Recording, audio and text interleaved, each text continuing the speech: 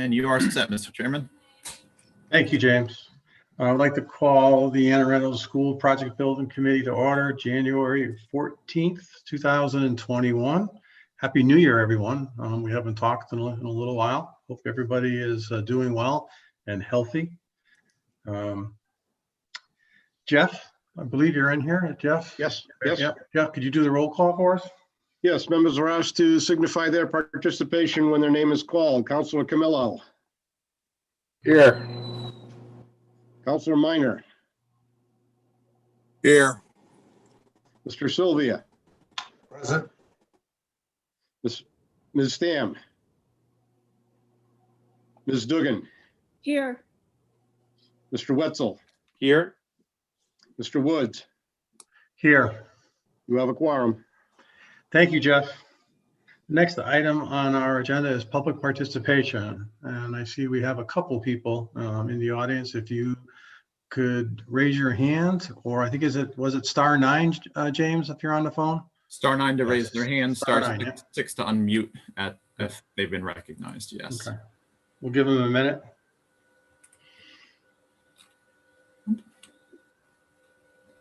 Sorry, I rolled that by accident.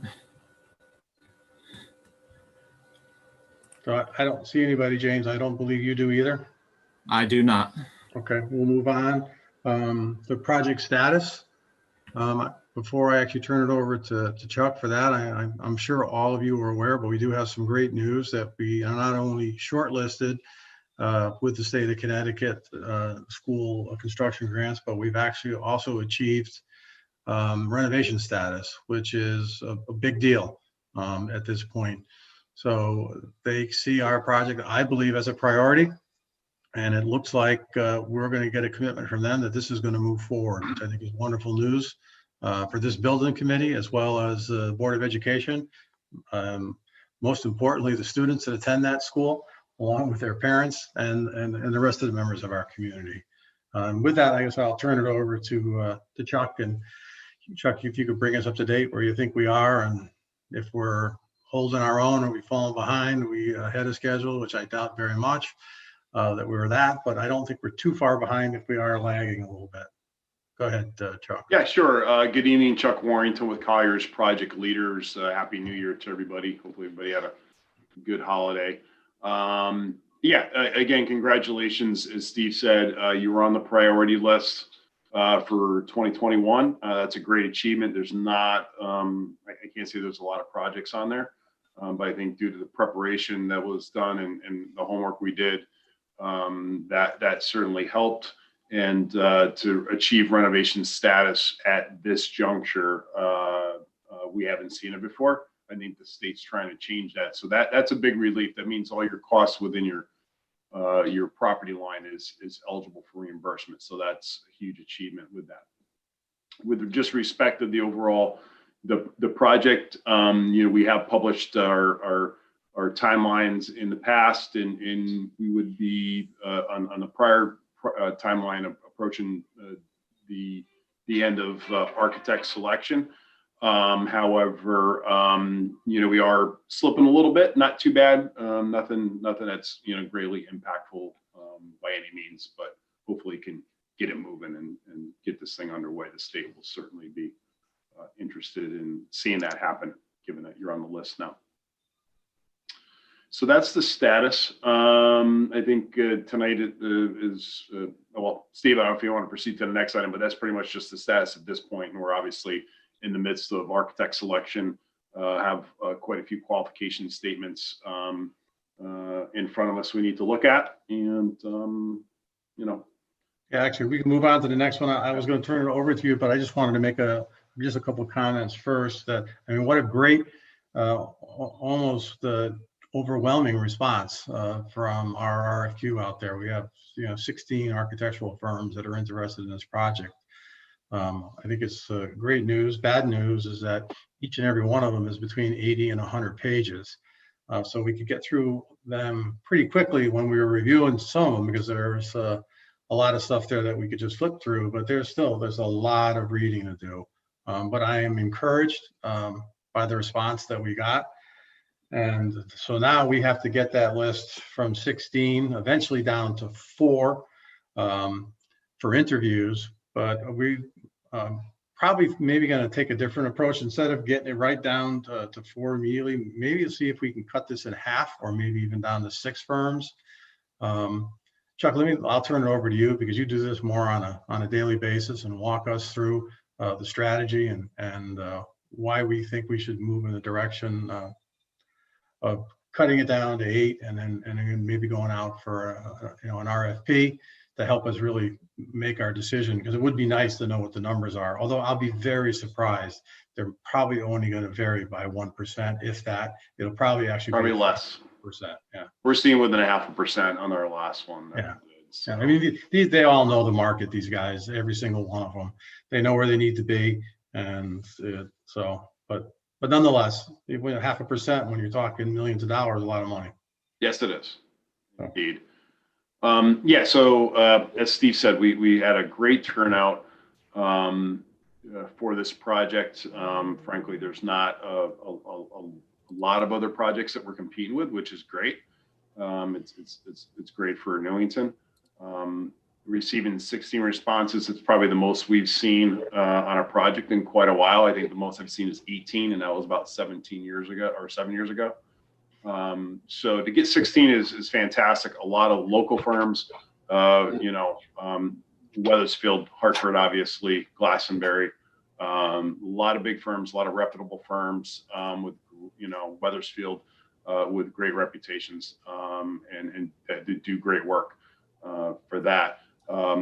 All the firms we've worked with probably in one project or more for just about all of them. Maybe a few of them we haven't, but we're either actively working with them. A lot of them we're actively working with or have in the past for that. We don't have to, from Colliers, with our familiarity, we know they're all qualified. It's not a matter if they're qualified or not. They're all qualified. They all do OSCGR work. They do K-12. Some maybe more than others in different arenas. But as we're seeing this large response, I think Jeff and I think Dr. Brummett can attest. We're, or Steve and Dr. Brummett can attest. We're kind of struggling a bit. Like, how are we going to go from 16 to 4? And that's a large task. And I've been putting a lot of thought into it.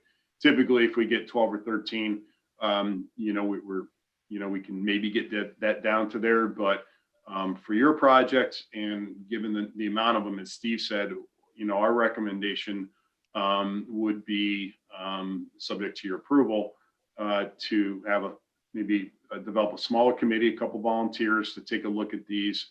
I think with Steve and Dr. Brummett and Lou and Board of Ed to maybe make recommendation to your committee to whittle it down to 8, maybe 6 firms that you think looking at the proposals would provide great value to your school, who may provide the architectural,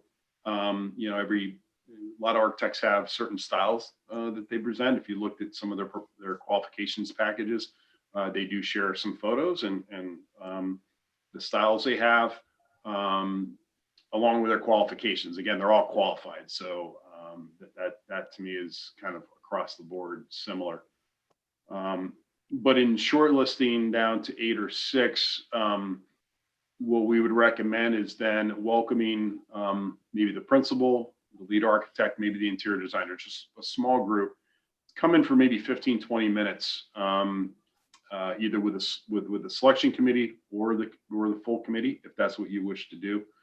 And have an organic conversation with them to learn a little bit more about them, talk more face to face.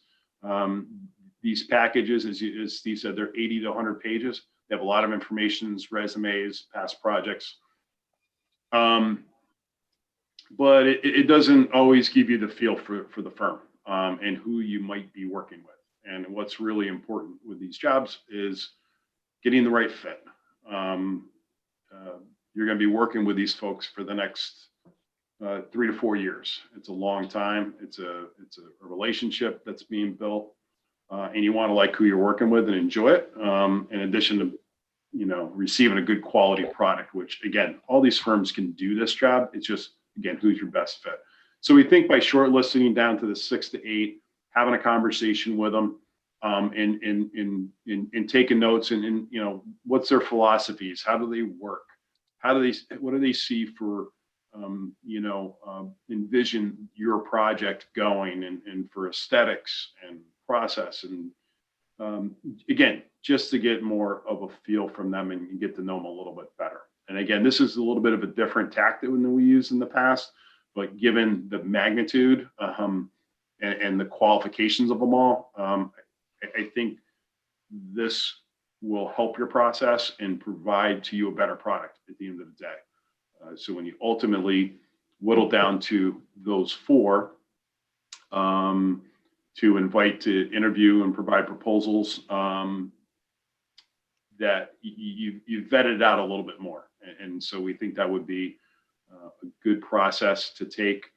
If you go 6 to 8 interview and you say, hey, listen, we'd like to, and this is just a preliminary interview. It's not the full interview. You'd still do full interviews for a 45-minute presentation, 15-minute Q&A, where they would show you their design ideas. They'd have their full team, their mechanical subs, their IT, whoever, their civil groups, landscape architects, et cetera. You'd still do those, but this is just to kind of figure out, okay, who do we really want to invite to the final show, if you will, and submit proposals. So that's kind of what we're recommending for a process. If there's any questions, I'd be happy to answer those, but it's slightly different than what we've done in the past on other projects. So I guess I'll open it up to the committee now. The thoughts on what Chuck has just shared with us as far as whittling it down to from the 16 to 8. Again, what I was thinking of is it really would be, we would count heavily on Colliers to work with us through this reduction, along with Lou and Dr. Brummett. And I was thinking, to be honest with you, myself and Steve Sylvia. Steve has got a lot of experience in this area. If he's willing to do it, I have not talked to him about it, but I think it would be a good fit. And then we basically could bring back a recommendation to the council to the building committee on why we decided to get to the 8 that we selected. And then I would encourage you to go through all of these. And if there is somebody that really stands out and is not on the list, we can open it back up and you can make your case, and the committee will decide whether we're going to include them or not. But every one of these firms are good firms. I've worked kind of alongside almost all of them over the years. While I don't have direct contact with them, I have direct contacts with some of their partners that they partner up with. We can't go wrong. So I think Chuck really hit the nail on the head. It is all about the relationship and a partnership, who you think you're going to fit in well with. So with that, I will sit back and listen. And although I will let Steve speak first to see if he's interested in my offer, and then the committee can decide if in fact they'll, if they're okay with that. Thank you, Steve. I appreciate the offer. I'm in a bit of an awkward situation. Okay. Because of my professional affiliations and the fact that I am an architect, my participation, I don't think is appropriate. I would have to abstain from the selection process. It's just a personal decision, and I think it would serve best. I don't mind advising or submitting, answering questions that the committee may have for clarity purposes or such, but as far as deciding which one of the 16, it's like a judge trying to judge a judge. I don't, it's not feeling comfortable to me. So I would prefer to step down from the offer that you've made, but I am deeply appreciative. Okay. Well, And obviously, I will be looking for another member of the committee. I thought Steve was a great fit. Wasn't trying to really overlook anybody, but I know that he usually has the time, and definitely, obviously, has the experience and the expertise in this area. So if anyone else would like to step up, I would appreciate it, but I'll open it back up to the rest of the committee to see what their comments are. Mr. Chairman, you have Councilor Minor's hand raised and then Commissioner Wetzel. Okay. And in that order, James? Correct. Okay. Chris, go ahead. Thank you, Steve. Appreciate it. The selection pool that we've got of 16 is fantastic.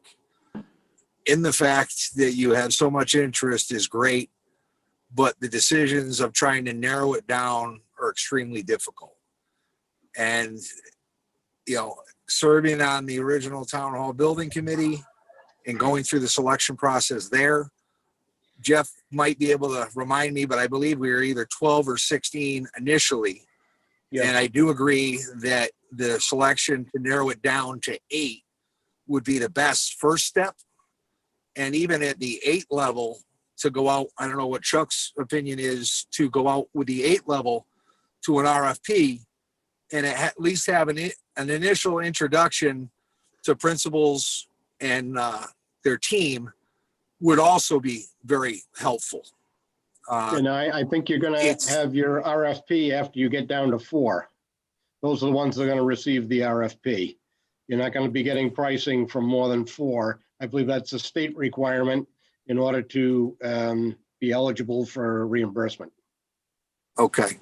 So with that said, is it possible to bring in the 8, doing a selection through the full committee on the 8, and then bring it down to the 4 for an RFP?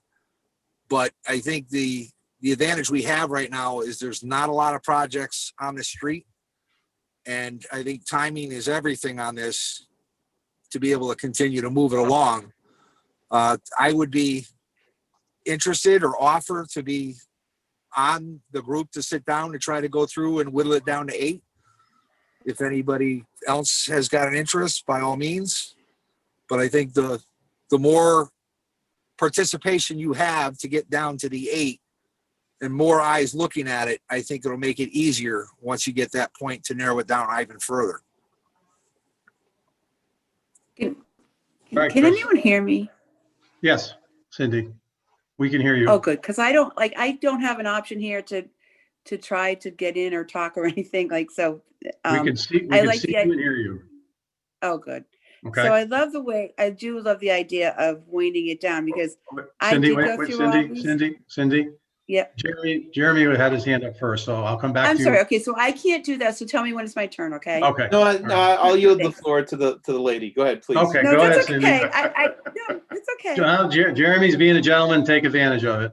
Okay, so I did go through all these and I'm like going, how can I make this decision?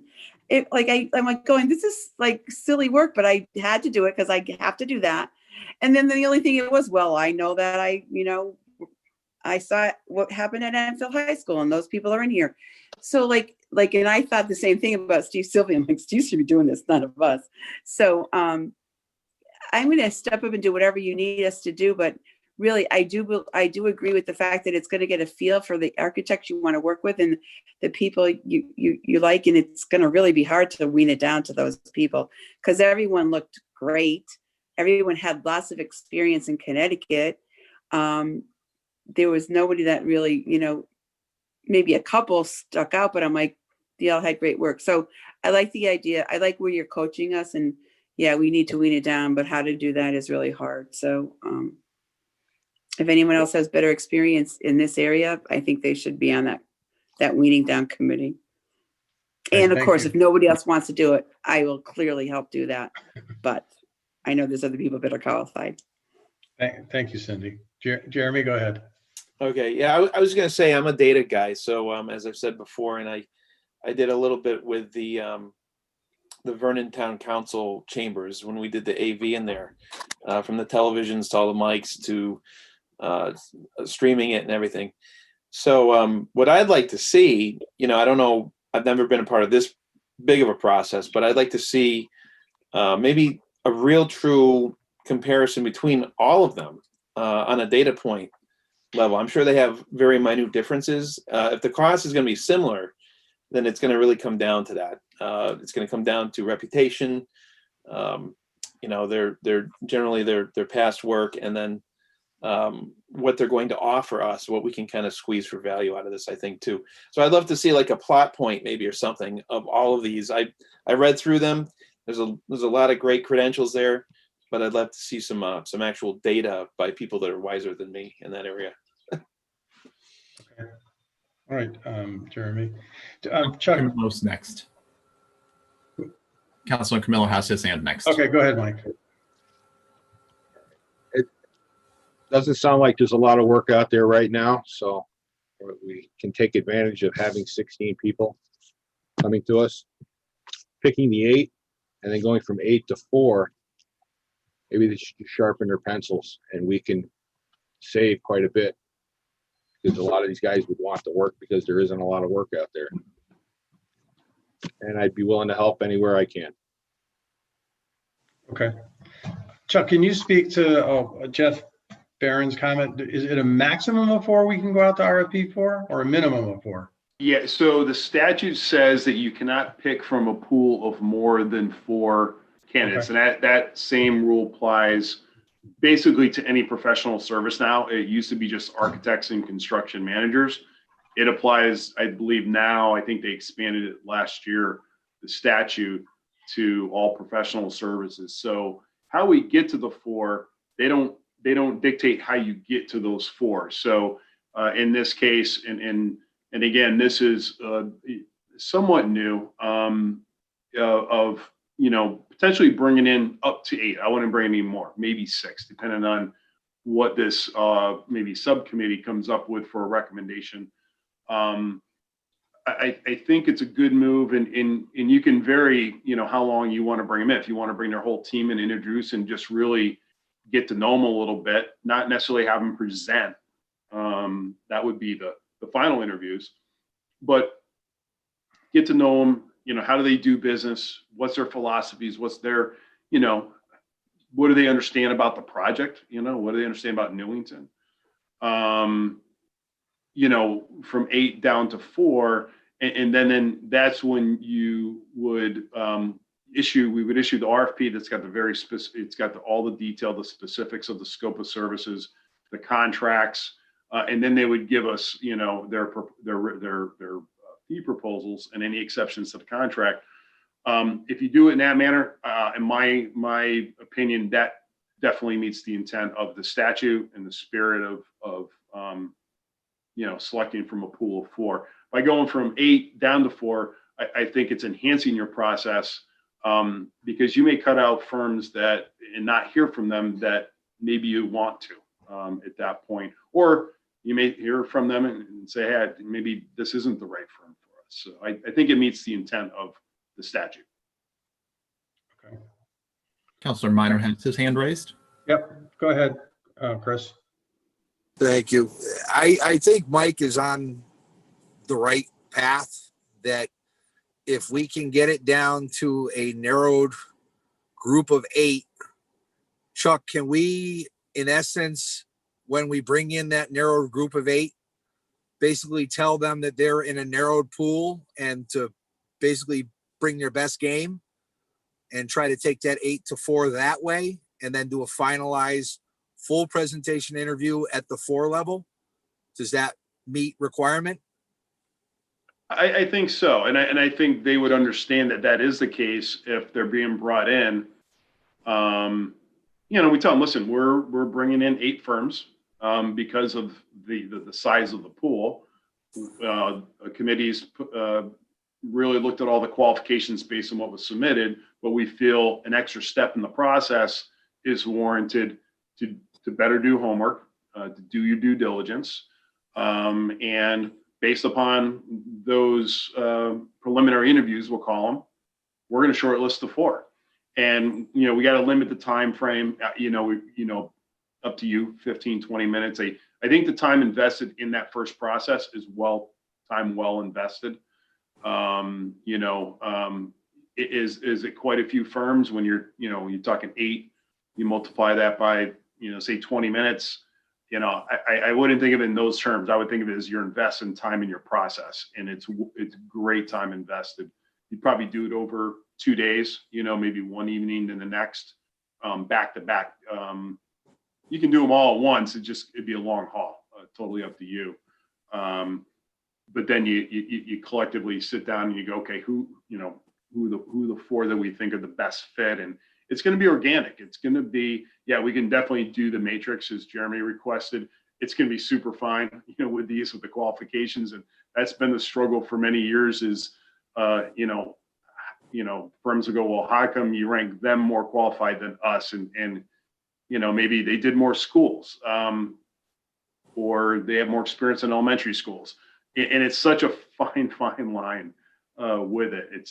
And that's why I think doing this 2-step process to shortlist is a better way of being more organic, having that conversation. Yeah, and I can say, just, serving on the initial selections with the town hall, is you will definitely get a feel after interviewing everybody.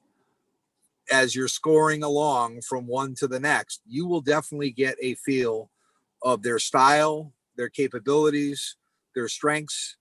It's something, as Chuck led to it, it's definitely organic, but you will start to see them evolve at that point. And it's not just pen and paper that you start to bring real bodies into it.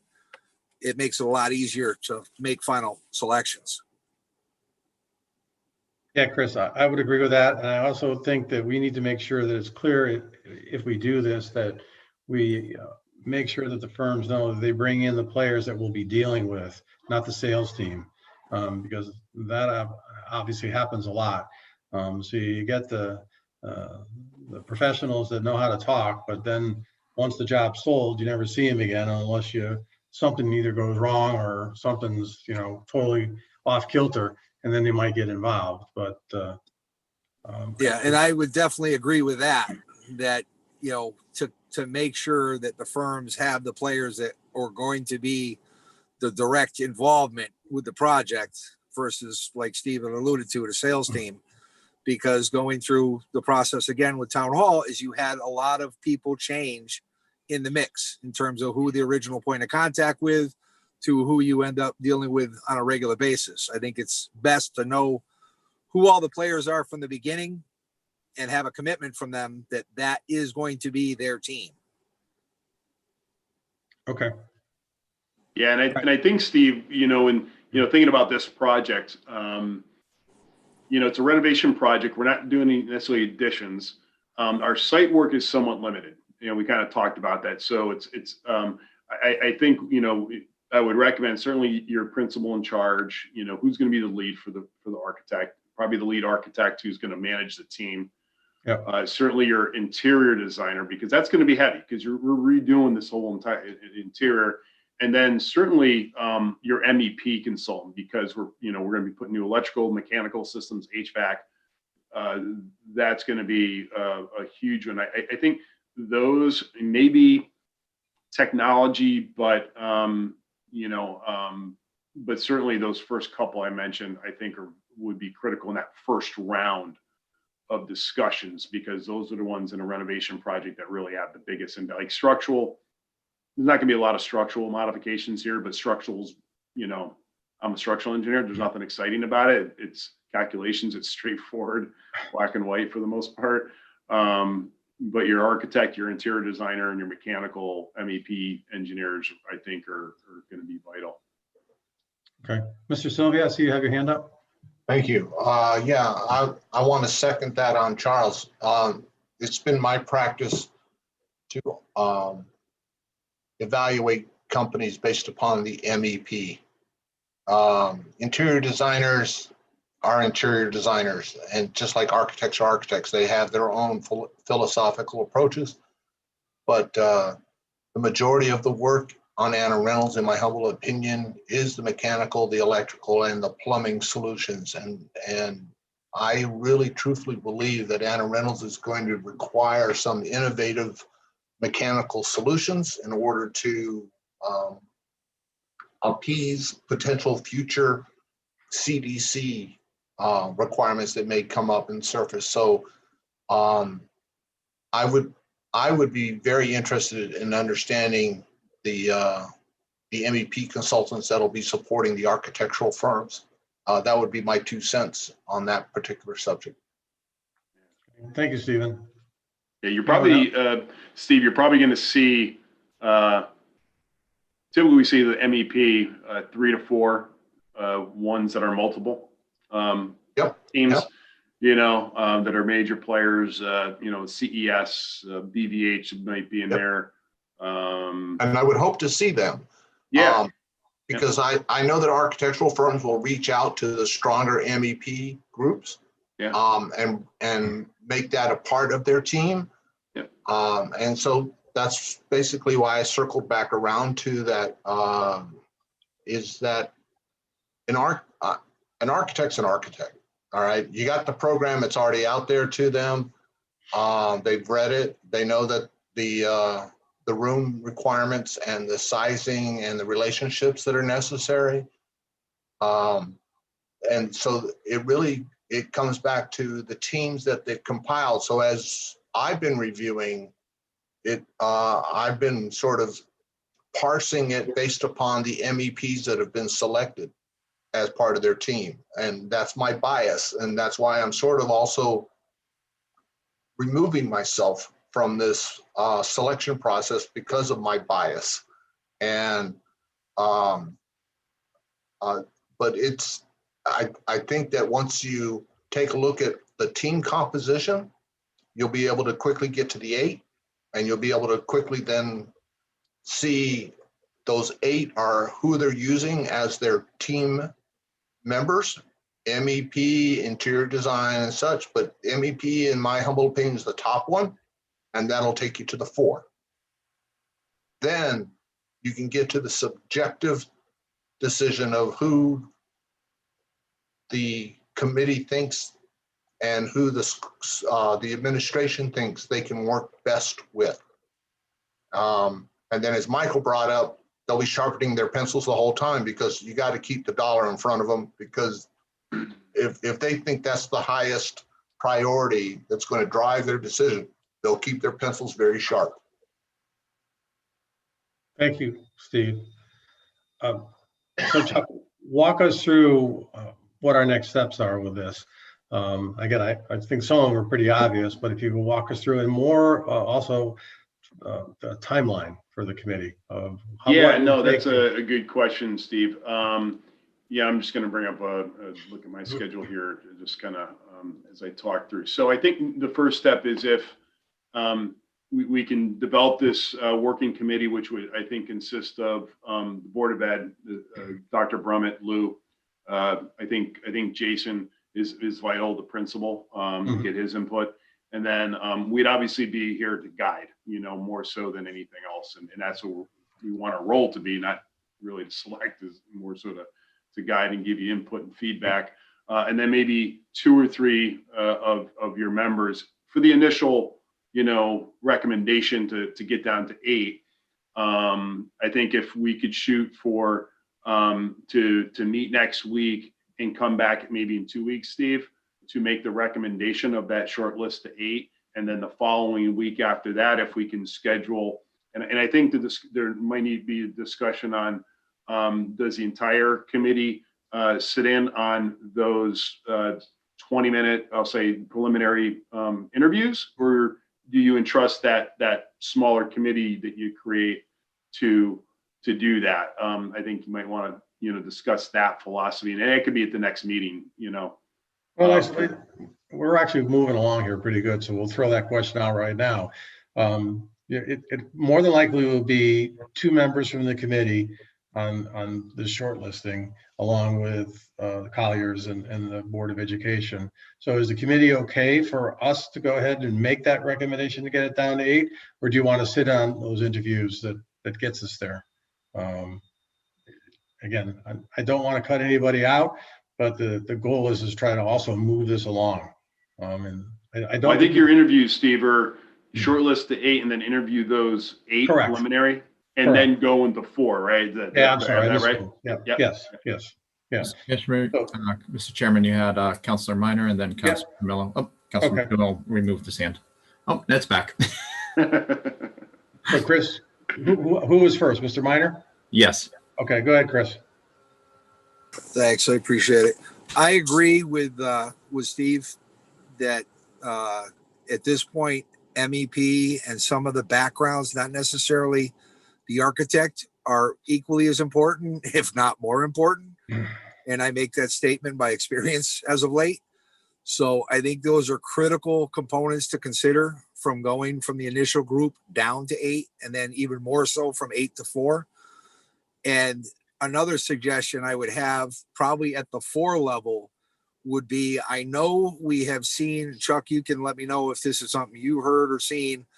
We had building committees touring the Town Hall Community Center project pretty much post-construction, looking through and essentially talking to local chairmen and some local on site. And I think that's another component to consider at some point, would be to possibly look at some projects done and talk to some committees at some level through some, either a subcommittee or some way, to determine how the projects turned out, because I think that's equally as critical as making the initial selection. You want to know, I don't care who's in the reference book, but I want you to be able to provide me of where we can go, see your work, talk to who you've worked with project leaders in the past, and make a determination on that as well. Is that something you've heard of, Chuck? Absolutely. References are always vital to the selection process. And I agree with you that references in a book, they're going to give you we're always going to give you the best references, right? Consultant, we're going to give you the best references, same way as any applicant for any job. I would say, hey, give us a current client, give us 3 that you're currently working with, give us give us Steve's counterpart or the superintendent, and reach out to them and go, how's it going? You know, what is your experience on the project? How is more so, how is the process? Is the process going well? Are they responsive?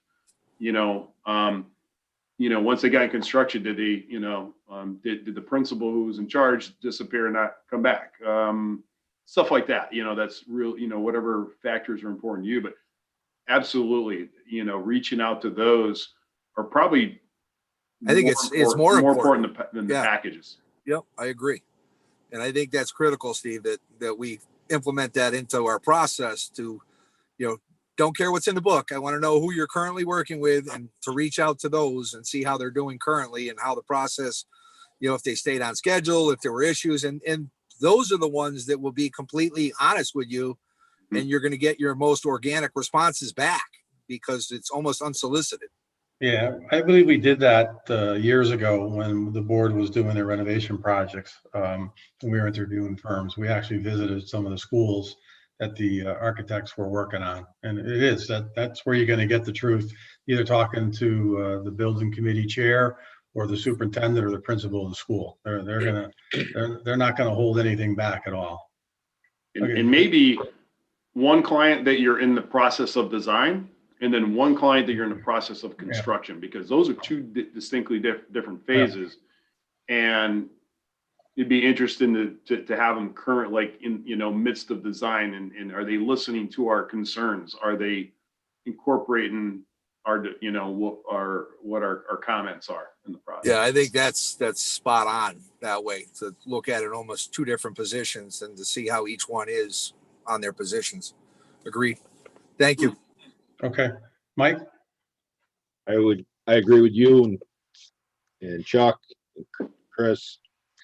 As long as we keep moving forward and we don't slow down, I think it will affect the way the state's going to look at this also in the future. So let's keep moving forward with this and start with the 8 and then go to the 4, and we'll see what happens. Okay, so Steve doesn't want to do it. I do want to do it. Mike has volunteered. And Jeremy, I believe you did volunteer. So if you and Mike can kind of work it out between the two of you and pick one, I'll work with anybody, as well as the rest of the team will work with anybody. And this isn't a D and an R, but I think it is fair that both sides need to be represented. Although no one from my side really talks to me much, so I'm on an island by myself. Hey, easy there, easy there. Well, except for Mr. Minor, Chris reaches out to me on a regular basis, but he's my swim mate, I guess. But I don't want to make this political. I hope it doesn't get down to politics, and the politics should be out of it anyways. The voters have spoken. As far as I'm concerned, the voters said we want the project to move forward. Now I understand we can't move it forward. It requires Mr. Camillo and the rest of his team to make that happen on the other body that he sits on. So, but and again, we'll be talking with them very soon, I believe. So, Chuck, why don't you start putting this together, and I'll touch base with Mike and Jeremy, and one of us will be working with you next week. Okay. Sounds good. Sounds good. I think this will be a great process. It's a little bit new for us, to be honest, with this.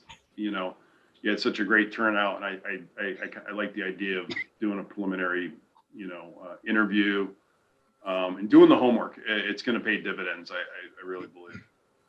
Okay. So we're going to move on now. Does anybody have any other questions? I don't see any hands up. No. Okay. Any other business pertinent? Commissioner Stam has her hand up. Oh, go ahead. I do see it. It just popped up. I just needed to reiterate, because Yep. I really like the process. I really do think it's important you have the subcommittee, and clearly the people we're trying to choose to do that is great. When we were talking, Chris, for that, when you're weaning down to the 8, are you going to go on site to those? You're not going on site for the first 16 to wean down. It's not until you get into the 8, right? Or am I wrong? Or you do? It feels like that's going to be forever to take for you guys. It would probably not be until the 4. I would say the 4. Oh, good. So that's what my head went. But then I was like, he kept going. I'm like, when are we going to just go? That kind of thing. So I'm really pleased with how the process is going. And I think I really think you guys are going to choose a perfect group. Thanks. Okay. So any other business pertinent to the committee? The only thing, if you don't have anything, I have one comment for our next meeting. You published the minutes, Jeff, for us, but we don't really have a place on the agenda to approve them. Maybe we could add a line item. Okay, I'll be glad to do that. Okay, and that's an oversight on my part too. I should have picked up on that. I printed the minutes and I'm all set, and I go, okay, I'm going to make sure that I remember to approve them. And I'm looking at the agenda, and because it is a special meeting, we can't add it. So if we just add that to the next agenda. Sure, I'll be glad to do that. Thank you. And is there anything else, Jeff, that you have for us? When do you wish to meet again as a committee of the whole? 2 weeks. 2 weeks? Yes. All right. Yeah, 2 weeks. And Jeremy, the 5:15 works for you? Yes. Yes, absolutely. Thank you all for accommodating that. It was like a whole other evening popped up. So thank you. Happy to accommodate. Sometimes we can't, but whenever we can, we want to, right? And Mr. Sylvia, thank you for all your great comments tonight. I do agree with you with this particular project that who we use for an MEP, or who the architect selects, is key to this being a successful project, because the devil's in the details, and all their stuff is all undercover and not seen. But boy, if it isn't designed right, it could be a nightmare for us, especially working in an existing building. So I thank you for those comments. If there is nothing else, I'm going to move on to public participation. Before we move on to there, Mr. Chairman, I just want to address where you'd like to look at those meetings over the next week or so. Say that again, James. Who invited this guy? Will you be holding them by Zoom, or how will you be handling the interviews? They will be by Zoom, although I think they're going to be informal meetings, so we can do it through Collier's Zoom platform. Okay, We can host those. yeah. So you're not on the hook, James. Excellent. I like to hear that. Yeah, you don't probably need another 3 or 4 meetings, I'm sure. No, I don't, but that's okay if I needed to. Yeah. All right. Okay, so yeah, we'll do it through Collier's platform. So then we're going to open it up to public participation. I think we still have a few people. Yeah, we have 6 individuals on right yeah. now. If any of them are interested, they can use the raise hand feature inside of Zoom or *9 on their telephones to be recognized.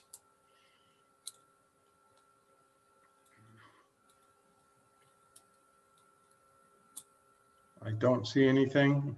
I do not either. Comments by members?